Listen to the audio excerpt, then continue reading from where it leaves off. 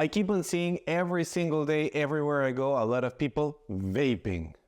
Because vaping is completely natural. It does no harm. Because it's just some glycerin that I'm smoking and that it's coming to my lungs and it's going out. What's the problem? And it goes and spreads through the air and nothing happens. And I'm seeing adolescents, I'm seeing young adults, and I'm seeing friends of mine, I'm 38, that are smoking every single day and are vaping every single day. But we keep on thinking that vapes are harmless. Nothing happens. Again, it's coming through my lungs and then it's coming out. And we tend to forget that we thought the same thing about cigarettes. And even we, physicians, in the 50s, we recommended patients to smoke. You should smoke this one.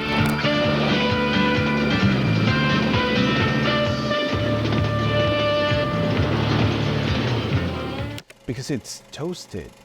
It's recommended for decongesting your airway. It's better if you want to get it smoother. If you're coughing, go and smoke. It's going to help you for relief. That it wasn't harmless at all, that it was very harmful. People think that vapes don't have any nicotine at all. There are vapes with nicotine and there are vapes without nicotine. People know. So when people used to smoke cigarettes or pipe or anything else, they look for vapes with nicotine. Why? Because quitting nicotine could give you all the signs of an addiction. But there are people that haven't started ever on cigarettes and they go for the ones without nicotine.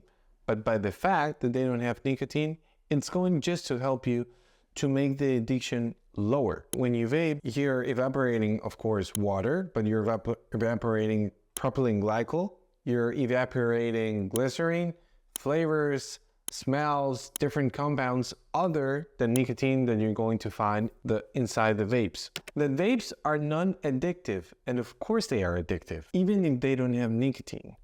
Because remember something. We also get addicted to some of the thoughts or some of the ideas that we have, even if they're unconscious ideas or ideas that we have in our subconscious. Let's put vaping on the side. Let's go and remember what happens if you get to a meeting where there's a bunch of people, get into a cocktail, and again, there's a lot of people which you don't know. They go and they grab a glass of something, even if they're not drinking. Why? And when you're holding into something, it gives you security. It gives you something like a company. Sometimes people, they just grab the cell phone, but maybe they think, oh no, I'm in the middle of a meeting with a lot of people or in a cocktail. I cannot be grabbing my cell phone because that could be maybe, they could feel that I'm not here. For some people, getting a vape in their hands and smoking when they're vaping, that could give security. And that belief for some people is addictive. If you're someone who is very insecure, but part of your job is to assist to these kind of meetings every single day or twice a week or 3 times a week or whatever, having something in your hands other than holding a glass of alcohol or water or anything else, it could give you some security. And that idea could be addictive because something that it's completely in your subconscious or in mine asking me for the action to always go for that. And after I'm triggered with the substances inside, then it's completely addictive. People think that vapes are the most effective way to quit smoking. And nope, there are a bunch of ways. For you to quit smoking, you need to be crossing for some chemicals that we already know for a lot of years on the past to some chemicals for which we know a little, but we know enough to know that this is really, really very dangerous. And also we need to stop thinking that vapes don't emit harmful substances, because they do for you, and they emit harmful substances for the people around you. So what are the things that we're going to find inside vapes that are harmful for humans? Well, number one is, we just discussed it before, it's nicotine. The thing with nicotine is that it could be highly addictive, but also nicotine could be harmful at high doses for the cardiovascular system and for the respiratory system, and for, although I'm going to say it in a different way, for the vascular, because a lot of people get hypertension and get different complications by smoking and by all the nicotine consumption. The other one is formaldehyde. And formaldehyde, when the e-cigarette is heated and the water is heated, formaldehyde, it's a very known carcinogen that is going to end up inside of your system, is going to end up in your lungs.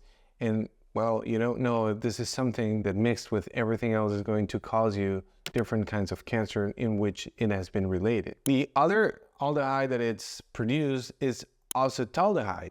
And aldehydes in the body, they are very, very inflammatory. And as they are very inflammatory, they can cause different diseases, such as the ones that we find, for instance, when you consume high amounts of fructose. The high amounts of fructose in your liver, they're going to give you high amounts of acetaldehyde, and they could lead to inflammation, and it could lead to liver cancer. But when you vape, the acetaldehyde that you're inhaling or you're making others inhale, it could be very dangerous too. The other one is acrolein. And acrolein is also another compound that it's found to be volatilized, very little small particles. We call them volatile organic compounds. And volatile organic compounds, they're little micro compounds that are inhaled, or when you inhale or when you exhale and you make someone else. And acrolein can also be very carcinogenic. But there are other volatile organic compounds that I'm not going to mention that we're starting to understand, as it happens with the filter inside cigarette. At the beginning, we thought that it was just one chemical, then two chemicals, then three. And afterwards, we found that there were dozens or hundreds of chemicals inside of cigarette. And those are the ones that when they get mixed with everything else, with the heat combustion, and with everything else inside your lifestyle, they could be very carcinogenic as well, or give you any other inflammatory condition in your body and in your lungs and in your cardiovascular system or elsewhere. There are also some other compounds that are called ultrafine compounds that are not as little that they can get into your lungs and they can penetrate your body, but they can just stick and stay inside of your lungs. And they can give specific kind of disease that we're seeing right now, that it's a lung disease specially caused by vaping. Again, guys, this is something that is really, really serious. We can also find heavy metals or toxic metals, because toxic metals is really the term that we should be using, or that I encourage you to use. And the other compound is something called diacetyl. And diacetyl is one of the compounds that are also one of those volatile compounds that get produced when the vapors are heated, that gives something in the lung that is called popcorn lung. Again, a lot of diseases in the lungs, and a lot of diseases also not only in the lungs, because the effects, they could be respiratory, all kinds, asthma, popcorn lung, emphysema, chronic bronchitis, you name it. It could be on your upper respiratory tract, giving you laryngitis, problems in your mouth. It could be inside of your mouth, giving you problems in your gums, in your teeth, in your amygdalas, everywhere. It can give you a higher risk for cardiovascular disease. Why? Because of chronic inflammation and endothelial dysfunction. It can give you higher risk for cancer. Different kinds of cancer are starting to be related. It can give you nicotine addiction, or just the addiction of having something getting into your mouth, or to holding into something because you have any insecurity or any belief, and this is going to help you. And the other thing is all the chemical flavors and all the chemical odors that they put inside. And again, we think of the same thing with food.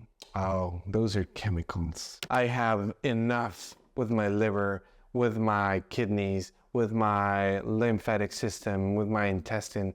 I have enough capacity to detoxify. Really? Do you think your body is made for that?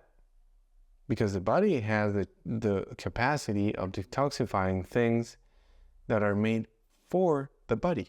Or we can detoxify things like pharmaceutical products that we test and we know that are getting out of the body, detoxified by every process that we have.